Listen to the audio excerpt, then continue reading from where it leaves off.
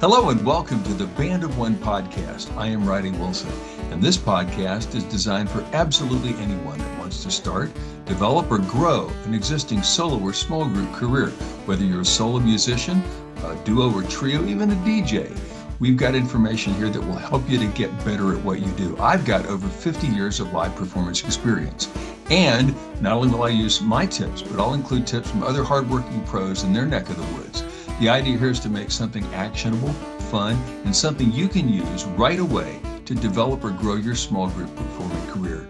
If you like this podcast, and I hope you do, please subscribe, share it, and consider becoming a sponsor. Let's get busy. Once again, welcome, if you would, my buddy from Houston, Texas, Mr. Edmond Baker Jr. Edmond, welcome again. Hello, glad to be on the podcast. Thank you. So you mentioned that one well-placed gig got you into the corporate world, and all of a sudden you're making several $100s for one day's performance. Did that kind of make you realize, gosh, there's money in them there hills? It sure did, and so it gave me a lot of motivation too, because I was like, I was the new kid on the block, and I've always heard, at that time, I had always heard that the only way a musician can really make it, especially like a horn or something, was to be in a band. And so I was kind of just treading new territory, doing it as a solo musician. And so I started, whenever I would see the vocalist, like at church, and my mom, she was one of the ones that had started that too, like using the soundtracks and stuff and accompaniment tracks.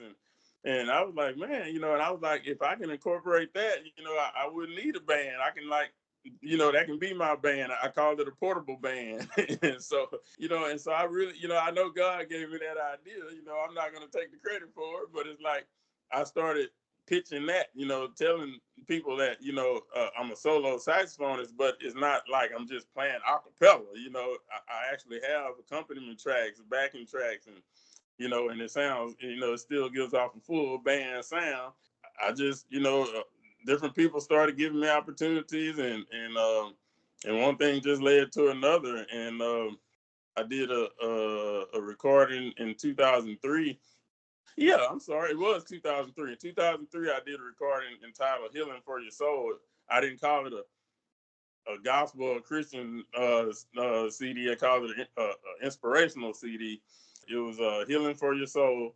And when I was like promoting that, I kind of went back into my church roots, and I would, call a lot of the pastors and stuff that I knew and churches that I had played for before, and just to tell them, I have this inspirational CD out, and I would tell them, the titles and stuff, and they knew, it was gospel because it had a lot of gospel titles. And I was like, I was wondering if I could just, whatever Sunday, you have, or you're doing something special, or just a regular, service where you, want some music, just let me know. It was this one particular church. It was a pretty nice sized church back home. And I guess they have a few thousand people there. And so when I was talking to the pastor about coming there, he was like, yeah, sure. Just, I was just excited to be there. And so I played a few songs from the CD. And then after church, they had let me set up my CD table out there in the foyer and stuff in the lobby. And because I was selling them, I think like $10 a piece. And if I would have sold more, it would have been great. But I think I sold like 80 that Sunday. Wow. And so it was like $800, And then the church gave me a check, like I think 500 and stuff. At that time, I'm thinking, man, I'm doing, everything that I've dreamed is actually happening, like I'm actually, because I did this for 20 years without getting a penny, And I do it from my heart because I love playing, but now I'm actually being able to provide for my family and pay the bills at the same time. I mean, it was just a really good feeling, Isn't that wonderful to be able to do that? My wife and I, we've got 4 adult children that I've raised by teaching guitar and playing gigs. And I did voiceovers and, of course, wrote for music magazines. But I think one of the things that impresses me after we just sit here talking about this is that music came into your life when you were 9 years old. And it was almost like this force that's propelled you forward to be able to do all of these neat things. Would you agree with that? Most definitely. Most definitely. So let's talk about your involvement with Gig Masters, the Bash, or other sites like that. You mentioned just booking yourself direct, but I know also that you're doing quite well on the Bash because I checked how you're doing this morning and you're doing great. How much of the work that you get do you get from online casting sites like Gig Masters or Gig Salad or whatever like that?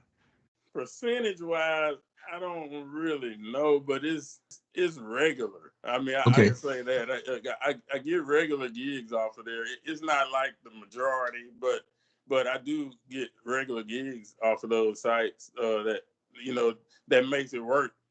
Staying on there and stuff. We also talked about off this podcast the fact that you would volunteer to play for free for people in places that you'd like to play, and then turn that around and use that if they like what you do to hire you to play regularly. Can you talk about that a little bit? Because this really has kind of stuck with me, and I think this is something that a lot of people would benefit from understanding. Okay, well, I know, God knows my heart, and so it's like if I seemingly miss an opportunity, I know He always has a way of things coming full circle. But I have an actual story about that from this past weekend. Uh, Marvelous. this past weekend, since I'm, and that's why I got what's the word? Chastised. God chastised me this weekend because now that I don't have to volunteer and I don't have to do all this stuff to get opportunities. It's like you get numb to sometimes to situations where it's like this might be a golden opportunity here if you just say don't talk money. I said that to say this. I was doing a photo shoot in Sugar Land, Texas. I know For where that those is. for those that don't know where Sugar Land is, but it's like west of Houston, like. But I was doing a photo shoot in Sugar Land. It was in the town center area, and so I pulled in and I parked my car and stuff because it was like a photo shoot with one of my vehicles because I have EB Sachs on one of my vehicles. I have EB Sachs 2 and EB Sachs 3, and so it was like I was doing a photo shoot with the EB Sachs logo. The vehicle I was in it's a Lexus LS 500, so you can get a visual. And so I'm in my car and I'm getting ready to do my photo shoot, and I got the photographers, getting the lighting and stuff out because it was getting towards dusk and kind of dark because it was like a nightlight, nightlife Sure. type, photo shoot. And so it was this Lamborghini parked behind me. I was like, man, I say, I wonder who's driving that. And so when I was doing the photo shoot and stuff, the Lamborghini was back there. And I kept waiting, thinking, who's going to come get in it, but we were out there doing the photo shoot about 30 minutes and no sign of who the owner was. And so we started getting close to the end of the photo shoot, and I was taking different angles of my car and stuff. And people were actually stopping too. And some of the people that were walking by, kids were asking to take pictures with me and stuff. And so we were taking pictures, and I was just laughing, having a good time. Well, as soon as we were about to start packing up, a Rolls Royce pulled by. It was like a brand new Rolls Royce. Wow. And the guy let the window down, and he said, "Hey," he said, "Come here, come here." And so I ran over there right quick, and I said, "Who is this?" and and I said, "Man, I like this Rolls Royce." And he was like, "Oh, appreciate it, appreciate it." Now, and he was asking me like, how much would I charge to pay for an event? And I say, well, and then there was some people behind him. He said, well, let me pull around. So he pulled around and he pulled behind the Lamborghini.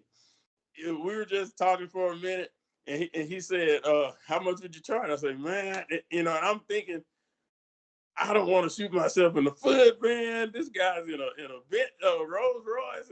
And then come to find out that Lamborghini was his too. Wow. and so and so now here we go. To make a long story short, he is some type of promoter, and he was doing a show like last night. This was Saturday night. Well, he did some kind of show at the Arena Theater last night. It was supposed to be like 5,000 people there, and he was asking me how much would I charge to play like during intermission and stuff. And I couldn't really come to a figure, and I told him, I said, well, can we, can we just exchange information and, talk about it, like tonight or tomorrow? I know it's last minute, but I really don't know. I know I got my album being released tomorrow and all of this stuff. It was just, I didn't think about it at that moment, because I could have just volunteered to play. Sometimes not telling people what you charge is always a good thing. For example, I have a country club that I work at in North Dallas. And a lot of times people come up and say, hey, how much you charge to play? And I said, well, it depends on the event, how long, where it is, all that kind of stuff. Here's my card. Give me a call or email me and we'll talk about it. Yeah. Because like you, I have determined that it's better not to do that. Sometimes people are willing to spend a large sum of money, or you have to charge a large sum of money if it's a long gig. Yeah. I had one in Central Texas about 4 years ago, and it was an 8 to 5 gig. I started at 8:30 in the morning. Wow. And finished rock and roll all night and party every day at 5:31 because I looked at my watch. I charged the client over $1,500 because I worked my tail off all day. I was playing 45 minutes and taking a 10 or 15-minute break, but we did, I guess, 8 or 9 sets of that. It was a long day. It was outdoors. And I only mention that because I probably could have or should have charged even more for that, but it was a long day. And I knew what it would cost me to come down there because it was in Central Texas. It was a long drive. My wife will generally accompany me. We had to get a room and a rental car and all that kind of stuff. So I had to factor that into the quote. And like you, I'd prefer not to talk money until I have a chance to see where is this that I'm going. Yeah. I did a party in Arkansas a couple of weeks ago. It was over $1,000 because it was a long drive. It was 3.5 hours each way. And so I think it's smart to not talk money or just say, well, let me get back to you about that. Has that been your experience too?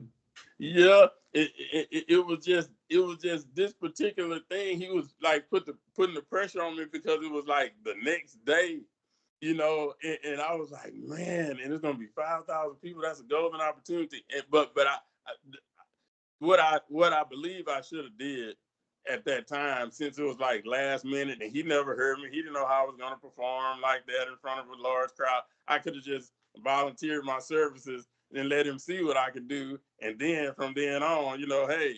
But I believe I dropped the ball because it didn't work out anyway. And so I'm like, Lord, I say, I'm sorry. I say, I repent. I say, because I believe that was one of those times I should have just volunteered my services. Well, here's the other thing, too. You'd be surprised because this guy may get back with you in a month or so and offer you some ridiculous amount of money for a private party that's maybe 45 minutes from the house and that sorts of thing. I've told my kids and grandkids that my motto in life is when you least expect it, expect it. Right? Yeah. And that's one of those things that can boomerang around. Now, you mentioned earlier about tracks. How did you go about creating tracks or buying tracks, or how did you do all that? And what, for example, I'm assuming that you use probably a digital audio workstation to put those things together. So how do you assemble all of that to have backing tracks for your gigs? Well, initially, when I first started doing it, it was like, something new. And so I would just go look for just karaoke tracks. And then like even Day Wind and stuff, as far as with the gospel tracks and stuff. And then I would just look, I forget the name of those companies now, but back then it was like certain companies that I would just go to online, or I would actually go to the stores. They had lots of music stores, back then. And so I would go to some of the music stores and just find accompaniment tracks and stuff like that, or they called what did they call them? MIDI files. Soundtracks. Like even if I would get movie soundtracks or whatever. If it was a song on there, I knew it was on there, and so I just started compiling stuff but in the beginning stages, I was like with the DJing, you have all these, crates and a bunch of, I had lots of CDs, just a bunch of CDs. And I would just, just whatever CD I wanted to play, I would just have them with me, a big old, case full of CDs. And so, but once all of the technology started coming, I was able to upload a lot of it, to my computer, and then, the MP3s and stuff, Yeah. and so I started making it more simple and putting stuff on my computer and flash drives and stuff like that. It just, that's what I do now. Even like primarily now I use my iPod. I have just a little iPod, and I have a lot of music on the Apple iPod and that, because I just keep it simple. I'm pretty sure it's people can do it that do it a lot more fancy than me. I tell people, and it's not showing up here on the camera, but I actually have an iPhone, and I've used an iPhone or an iPod Shuffle to play back backing tracks for well over a decade. And I Yeah. think the thing about that is that if the tracks are good and you work hard and you make sure that they sound good, I actually create my own using Logic Pro on my Mac, and then mix them down to an AAC file to play back just off the phone or an iPad on the gig. It sounds really good. It's uniform. And I think that's been a big part of my success. Let's talk amplification and all that kind of stuff like that. What kinds of sound system stuff and all that are you using for your show?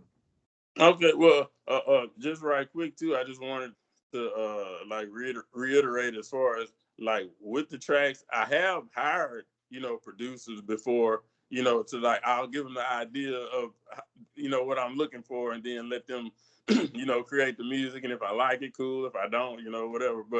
But I have done that before too.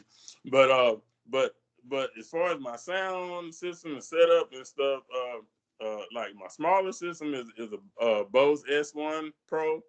I use that one mostly for like crowds of 50 and under, and I usually don't amplify myself with the sax for something like that. If I do need amplification, I can use that still because I have a wireless. Actually, have like the Bluetooth my wireless mic and my microphone now, and that's, man, I can set up in no time like that. And when I play my music, it's Bluetooth and stuff, and so that saves a lot of time and wires going everywhere. But with that one there, if I amplify my sax, I can probably still use that one for up to a crowd of maybe 60, 70, maybe 75. But then I have a Bose a Bose L1 Pro to 1600. I have that one for larger events, and pretty much the same setup, just a larger system, and that one there usually can handle a crowd of up to a couple hundred maybe, Yeah. and I use that one for pretty much everything now. If it's an occasion that arises where I'm playing for a bigger event or a bigger venue, then I do have like the 18-inch subs and the 15-inch, eons and all that stuff, Wow. Wow. and the Wow. mixers and all that. I got the whole nine, for stuff like that. But I don't even use that very much anymore now, unless I'm doing a big sax DJ combo or something. You okay? Now that was going to be my next question, because not only are you a sax player playing over tracks and sounding incredible when you do it, I've heard your stuff, it's Thank you. marvelous, but Thank you. also you DJ. How did that happen?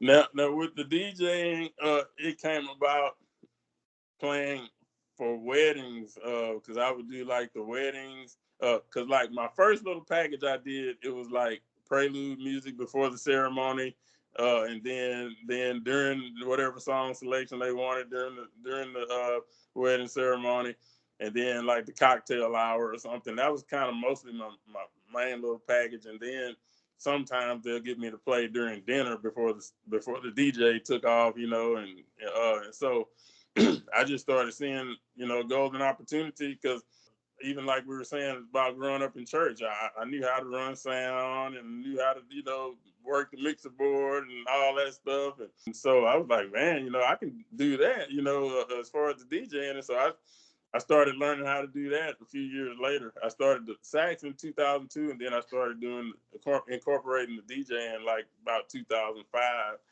Wow. and just been learning and growing. I prefer to do just the sax, but with the sax DJ combo, it's like I make more, of course, but I save, the client more because it's just like a all in one thing. Yes. It's a one-stop shop for entertainment. Yes, You know, sir. it's interesting. I had a conversation with my buddy in Atlanta, David Payton, who's also doing what I'm doing. He's a guitar player, singer, and plays with tracks. But he said that he discovered, much like you did, that if you're doing a wedding, if you could do a couple of hours of what he jokingly calls booty shaking music, he said you can double or triple or quadruple how much you're asking for an Yeah. event. Because DJs, and I just profiled my good buddy Bill Cody a couple of episodes ago. Mhm. You can't get a DJ from Bill Cody probably for under $500, and most of those guys are charging in the low six figures, particularly the really good ones, the really in demand ones that know what they're doing. And Mhm. so to be able to combine that with a saxophonist who's been playing since he was in sixth grade, right? Who is going to bring sax magic and all that kind of thing to a gig. It's kind of hard to put a price on that, I would guess. Yeah, and it's awesome though because like most of the people, and I upsell. That's why I was saying, a lot of the skills that I developed, it helps me now because like I used to sell new and used cars, or we call them pre-owned, new and pre-owned cars. I sold imports, domestics. I sold everything for different dealerships, and so I just learned all of those skills, and I incorporate that stuff now, and so I'm not embarrassed. I'm not shy to speak up and talk and try to upsell and say, hey, well, I know you're calling me about the sax, but I MC, I DJ, and so it's like the clientele that calls me to play the sax, I know they're professional people. I know they're not like somebody want to be all, playing disco, like club music. Usually, I don't have to worry about that. It's usually just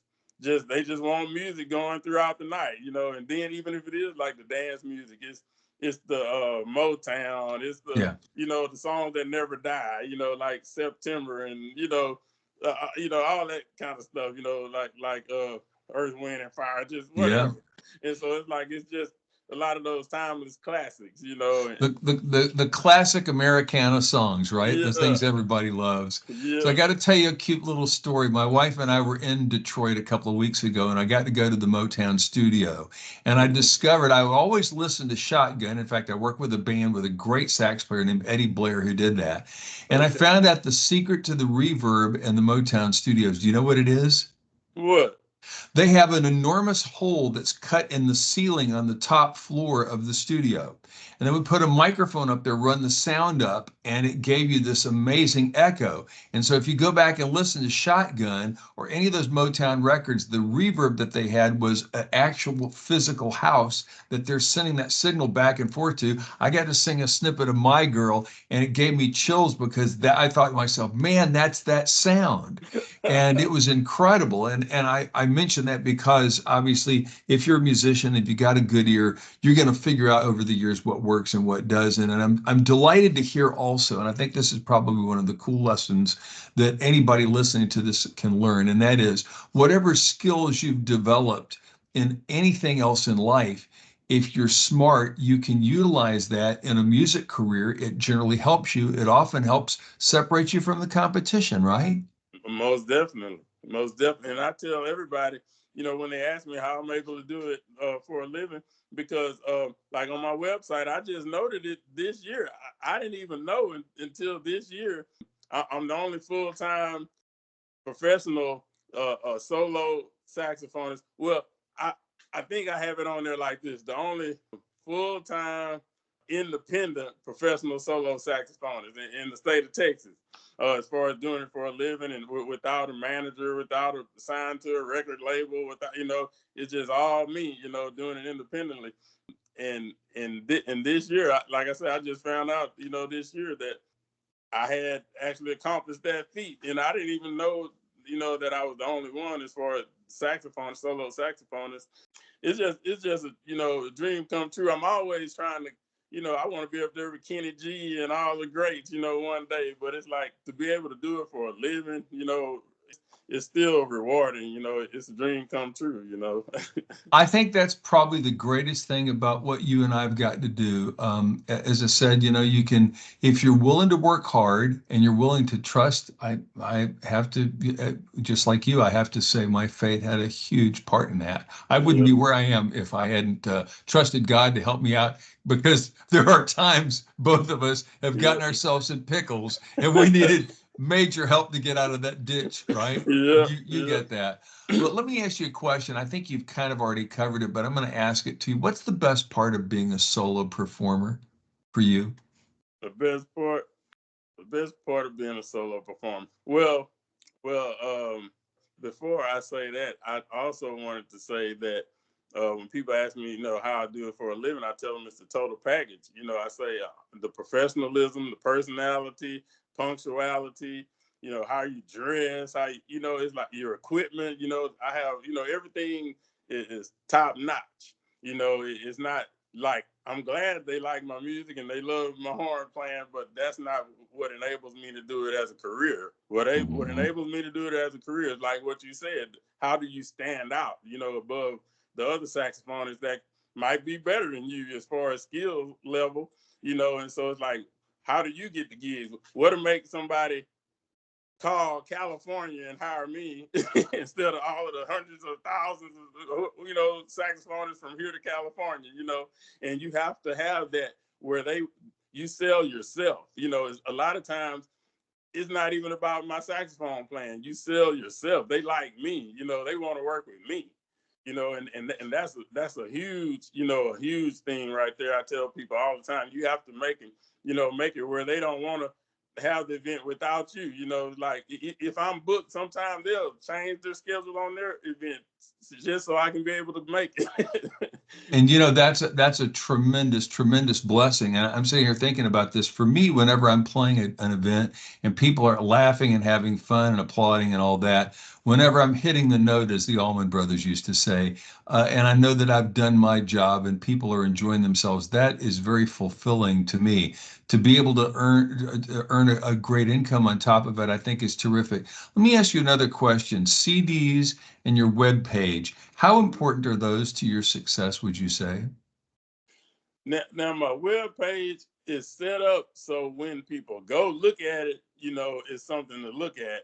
But my website is not really what generate business for me. I don't really generate business from my website. That's really almost like an after, thing. Like, hey, go check out my website. If they're inquiring already, I can tell them to go check out my website. But it's good to have, because when they go to it, I have, the videos and the music samples and the bio, and I have all of that on there. But they don't really find me from there and say, "Hey, I went to your website," and it's mostly afterwards. I tell them about my website. But as far as the CDs and stuff too, it's good to have product because now, like I said about my album, is being released tomorrow, October 1st, and it's gonna be like on all of the streaming, platforms, and so of course people can download it from anywhere. But having that physical product is like, I missed that, and so I did what I call collectible CDs. You can still play them if you have a CD player. I still have CD players in all my vehicles. Me too. Me too. And so you can still play them, but I'm doing more of the selling point is collectible CDs. So if you don't have a CD player anymore, you don't play CDs, then it's still something to have, because hey, this is my my new album I hadn't recorded in a decade, so it's $10. So hey, you can just have it sitting on the shelf unopened or whatever. Absolutely. By the way, what's the name of the new CD for everybody? Oh, it's called Just Doing My Thing. I like that. When you see it, it's JUSDOIN MYTHANG. Just doing my thing. That's right. That's great. And the webpage again is ebsax.com. Yeah, ebsax.com. Fantastic. Final question. What suggestions or advice would you give somebody, maybe somebody like yourself that's been in the band for years, that thinks that they're tired of the headaches and the drama that are often associated with a band and would like to go out on their own and do kind of what you're doing or what I'm doing? What would you suggest to them? Well, one thing myself is I know it's a big enough pie for us all to get a slice. And I know, like, I have like 7 or 8 other saxophonists in my network, and I give them all business, and it's like I don't ever, if somebody else can make the money, I'm like, hey, I'm booked for this, this day, but if you can do it, hey, I got this over here. And they normally, they normally go through me because it's my client, so to speak. So if it's another event they're having, they'll, call me next time instead of them, But what I tell people, as far as doing it like this, my suggestion is just understanding that, number one, it has to be something that you just ultimately love, like something that you would do for free, before you step out on faith and do this, because it's like, as far as doing it as a career, you have to be all in, it's the ups and the downs, the highs and the lows still to this day. I've been doing it for a living for 22 years, but it's still, I don't have an itinerary. You come see me over here every Tuesday, every Thursday I'm over here, every Friday. I don't have that. I've never had that. It's like a faith-filled, career. It's like, okay, Lord, I don't have anything this week, so, and then next thing you know, something's coming, somebody calls. And I do have, stuff planned in the future, but I'm just saying I don't have a lot to look at every week or every month and say, okay, well, this is filled. And so you just have to know that it's something in your heart that you really, want to do, whatever the instrument is or whatever the field is, because entertainment is wide, it's a vast, amount of entertainers. You can do all kind of stuff, but whatever it is, even if it's not entertainment, you just have to know in your heart it's something you really want to do, and you just can't let anybody talk you out of it. Because this day, people still asking me, what do I do? What's my real job? And I was saying, I'm a saxophone player. That's terrific. That's terrific. Edmond, this has been so much great information. Again, as I've always said, like my buddy David Fortune says, you should take notes on this episode. There's a lot of intel. There's a lot of actionable advice that will help you get from where you are to where you want to be. Once again, Edmond Baker, Jr., thank you, my friend. You've been listening to the Band of One podcast. I'm Ronnie Wilson, and thanks for joining us on this one. If you have ideas for upcoming podcasts, please reach out to me on our Facebook page, facebook.com/Band of One podcast. You can also contact me directly through my webpage and just email me, Riley@guitarmadesimpler.com. That's all for now. See you next time. Thank you for the Band of One podcast. I'm Riley Wilson.